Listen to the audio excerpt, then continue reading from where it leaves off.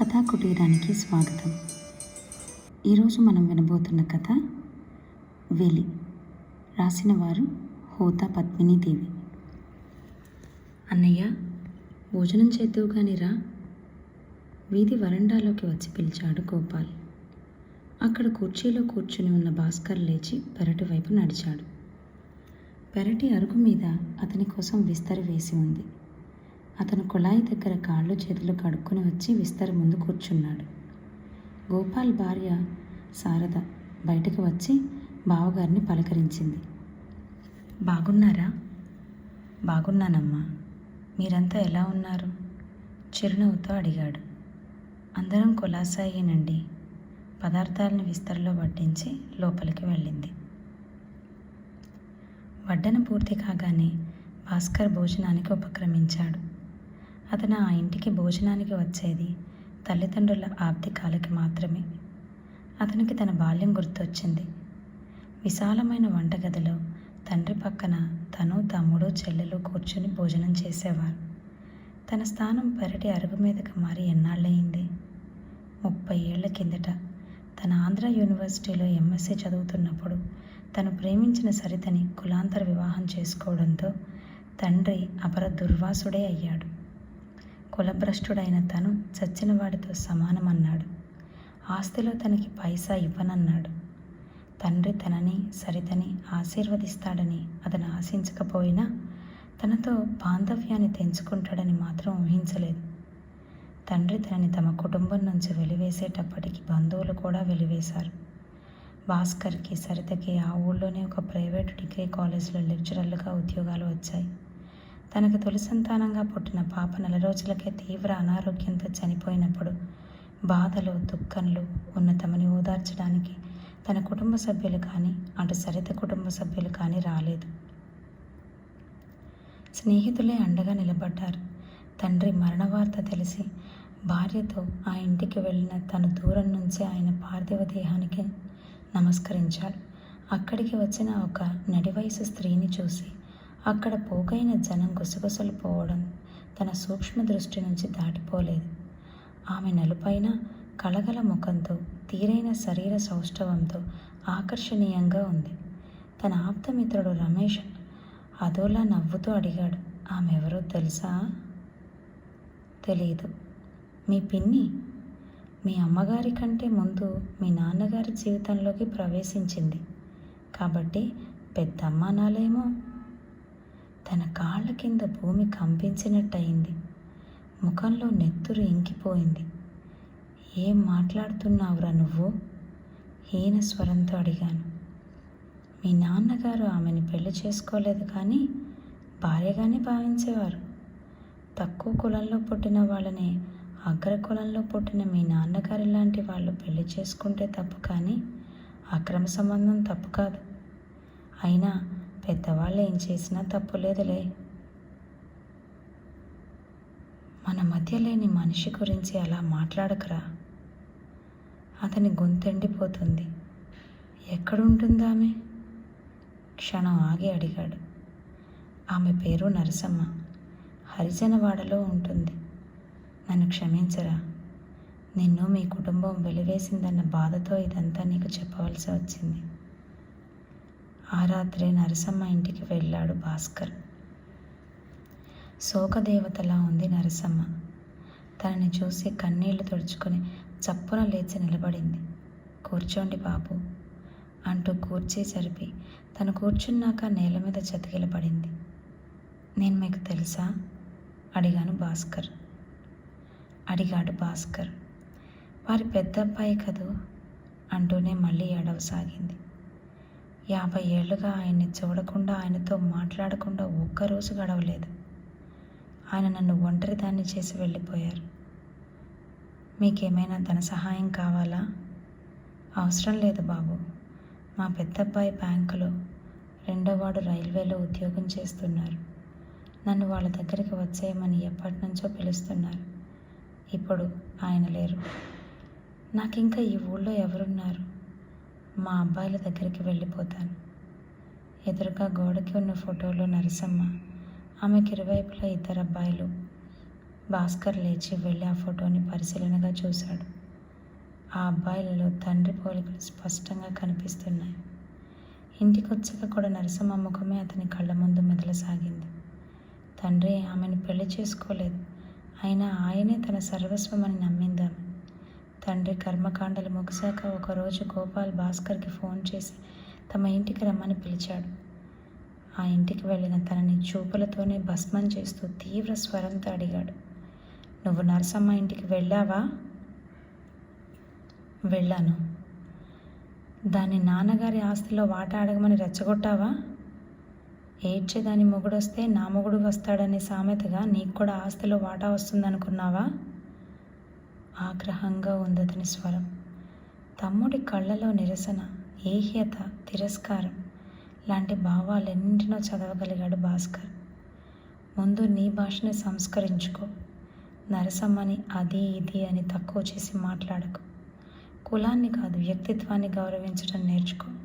ఆమెకి ఆస్తి పైన ఆశ లేదు, అవసరం కూడా ఆమెకి లేదు. డబ్బు పైన ఆశ ఉంటే నాన్నగారు అమ్మని పెళ్లి చేసుకున్నప్పుడే ఆ విషయంలో ఆయనతో గొడవ పడేది. సాటి మనిషిగా ఆమెను పరామర్శించడానికి వెళ్ళాను. ఆమెకి నా సంపాదనలో నెలకింత అని సాయం చేయాలనుకున్నాను, కానీ ఆమె తిరస్కరించింది. ఆమె ఇద్దరు కొడుకులు గవర్నమెంట్ ఉద్యోగాల్లో ఉన్నారు. ఆమె వాళ్ళ దగ్గరికి వెళ్ళిపోతుంది. మరో మాట, నాకు నాన్నగారి ఆస్తిలో పైసా కూడా అక్కర్లేదు. ఆయన నన్ను చదివించారు. నా చదివే నాకు ఆస్తి. నువ్వు అనుకుంటున్న దురుద్దేశాలేవి నాకు లేవు. నిదానంగా తొణక్కుండా అన్నాడు భాస్కర్. గోపాల్ ముఖంలో నిశ్చింతని చూశాడు ఆ క్షణాన. అయితే భాస్కర్ సరితతో ఈ విషయాలేవి చెప్పలేదు. ఆమె దృష్టిలో తండ్రి చులకనవ్వడం అతనికి ఇష్టం లేదు. వైజాగ్లో శ్రీ చైతన్య జూనియర్ కాలేజ్లో లెక్చరర్గా ఉద్యోగం వచ్చాక తల్లితో చెప్పి వెళ్దామని ఆ ఇంటికి వెళ్ళాడు. గడప లోపల తల్లి, బయట వీధి అరుగు మీద తను. తల్లి కళ్ళల్లో వరద గోదావరి. అతనికి తల్లి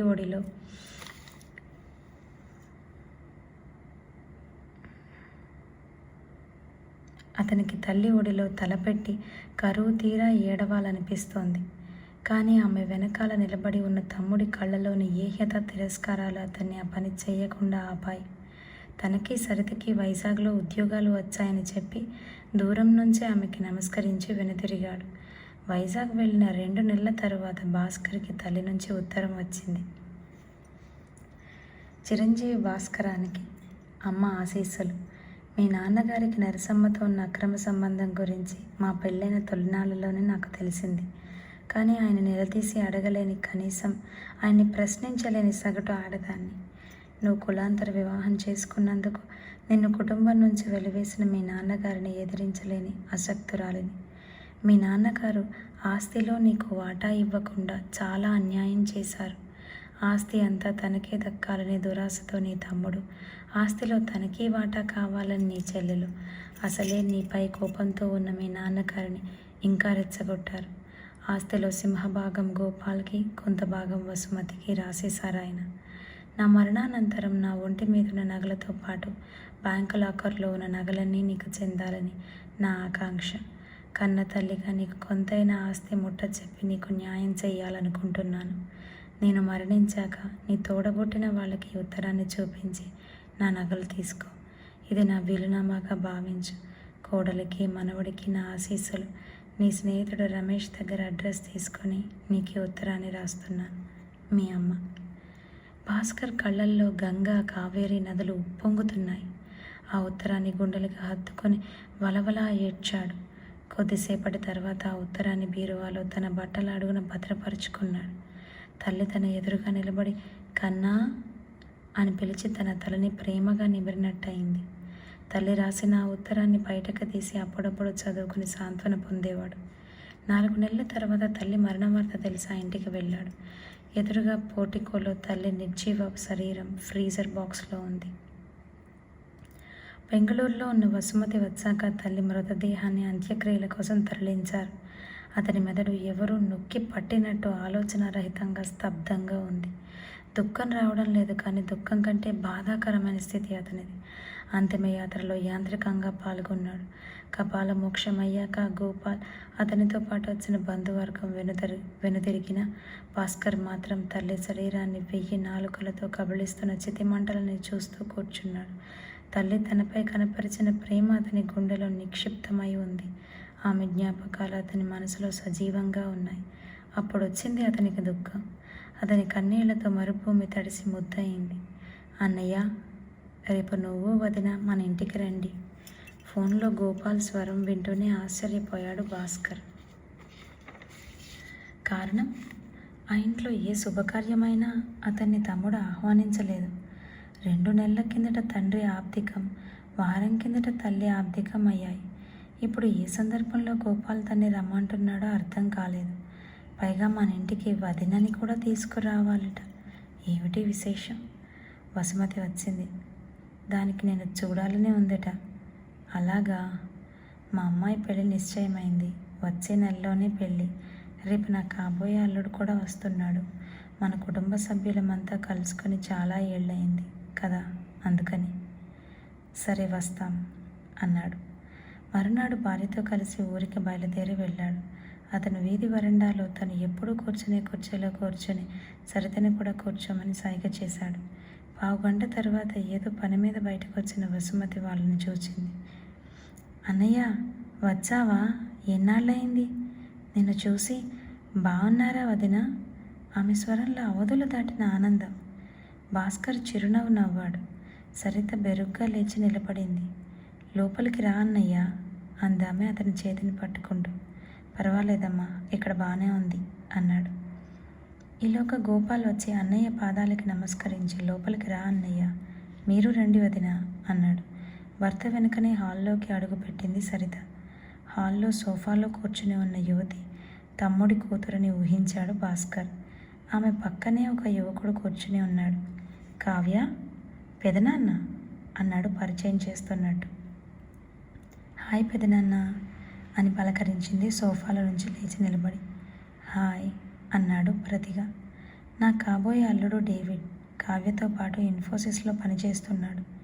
ఈయన మా అన్నయ్య, ఆమె మా వదిన అని గోపాల్ పరస్పరం పరిచయం చేశాడు. నమస్తే అంకుల్, డేవిడ్ చేతులు జోడించాడు. తమ్ముడికి హఠాత్తుగా తనపైన కలిగిన అపేక్ష వెనుక నిగూఢంగా ఉన్న అంతరార్థం బోధపడింది అతనికి. కాసేపు మామూలు సంభాషణ అయ్యాక కావ్య, డేవిడ్ లేచి బయటకు వెళ్ళారు. భాస్కర్ని చూస్తూ అన్నాడు గోపాల్. చెల్లాయికి ఒక్కరితే కూతురు. ఇంజనీరింగ్ చదివి ఒక మల్టీనేషనల్ కంపెనీలో పనిచేస్తుంది. దానికి పెళ్లి చేస్తారట. భాస్కర్ ఈ సంభాషణ ఎటుదారి తీస్తుందోనని ఊహిస్తూ మౌనంగా కూర్చున్నాడు. వాళ్ళ అమ్మాయిని మీ అబ్బాయికి ఇచ్చి పెళ్లి చేయాలనుకుంటుంది. ఇన్నాళ్ళు దూరమైన మన కుటుంబాలు దగ్గరవ్వాలని దాని ఆకాంక్ష చెప్పాడు గోపాల్. మీ వారికి ఇష్టమేనా? వసుమతిని నవ్వుతూ అడిగాడు భాస్కర్. ఇష్టమే అన్నయ్య. మా అమ్మాయిని కోడలుగా చేసుకోవడం నీకు ఇష్టమైతే నేను మీ బావగారు మీ ఇంటికి వచ్చి మాట్లాడతాం. ఇదిగో మా అమ్మాయి ఫోటో చూడు అంది తన సెల్ ఫోన్ ఆన్ చేసి అన్నయ్య చేతికి అందిస్తూ. చెయ్యెత్తి వారించాడు భాస్కర్. నాకు కాబోయే కోడలికి రూపం కంటే గుణం ప్రధానం. భాస్కర్ సున్నితంగానే చెప్పినా అతని స్వరంలో అంతర్లీనంగా పదునైన భావం మీద గోచరిస్తోంది వసుమతికి. నేను కులాంతర వివాహం చేసుకున్నానని, నన్ను కుటుంబం నుంచి వెలివేసిన మీరు ఇప్పుడు నన్ను మీ ఇంటికి ఆహ్వానించడానికి కారణం ఏమిటో నాకు తెలుసు. ఇన్నాళ్ళు గుర్తురాని రక్త సంబంధం ఇప్పుడు గుర్తుకొచ్చిందా? ఇది మీలో కలిగిన పరివర్తన కాదు. ఎందుకంటే వారం కిందట అమ్మ ఆబ్దికానికి నేను ఇక్కడికి వచ్చినప్పుడు కూడా పెరటి అరుగు మీద నాకు భోజనం పెట్టారు. ఏరా గోపాల్, నీ కూతురు మతాంతర వివాహం చేసుకుంటుంది కాబట్టి నన్ను ఇంట్లోకి ఆహ్వానించావా? అన్నని కుటుంబంలో నుంచి వెలివేసి కూతురిని కడుపులో పెట్టుకున్నాడని లోకం హేళన చేస్తుందని భయపడి నన్ను ఇంట్లోకి రానిచ్చావా? ఏమ్మా వసుమతి, మా అబ్బాయి సివిల్స్ టాపర్ కాబట్టి వాడికి మీ అమ్మాయినిచ్చి పెళ్లి చేయాలనుకున్నావా? ఇన్నేళ్ళు గుర్తురాని ఈ అన్నయ్య ఇవాళ గుర్తొచ్చాడా? మీరు నన్ను వెలివేయడం కాదు, స్వార్థం, అహం, అవకాశవాదం మూర్తిభవించిన మిమ్మల్ని నేను వెలివేస్తున్నాను. ఈ మాటలని అతను పైకి ఆనలేదు, మనసులోనే అనుకున్నాడు. శారద బయటకు వచ్చి బావగారిని తోటి కోడల్ని పలకరించి, టైం 1 గంట కావస్తుంది, భోజనానికి రండి అంది. రా అన్నయ్య, భోజనం చేద్దాం. డైనింగ్ హాల్లోకి దారి తీశాడు గోపాల్. భాస్కర్ వీధిలోకి నడిచాడు. అదేమిటి, లోపలికి రా అన్నయ్య. గోపాల్, వసుమతి ఇద్దరు ఒకేసారి పిలిచారు. నాకు పెరటి అరుగు మీదనే సౌకర్యంగా ఉంటుంది అని భాస్కర్ పెరటిలోకి నడిచి తను ఎప్పుడు భోజనం చేసే చోట కూర్చున్నాడు. సరిత కూడా భర్త పక్కనే కూర్చుంది. చెంప చెళ్ళుమన్నట్టు అయింది ఇద్దరికి. ఇద్దరు అప్రయత్నంగా చెంప తడుముకున్నారు. భాస్కర్ తమని కొట్టడా? లేదే. కొట్టాడా? లేదే. మరి తమ చెంపలు వాయించిందెవరు? తమ అంతరాత్మ? అవునేమో. నల్లబడిన వాళ్ళ ముఖాలలో సిగ్గు, పశ్చాత్తాపం. విన్నారుగా? మరి ఒకసారి కొత్త కథతో మళ్ళీ కలుద్దాం.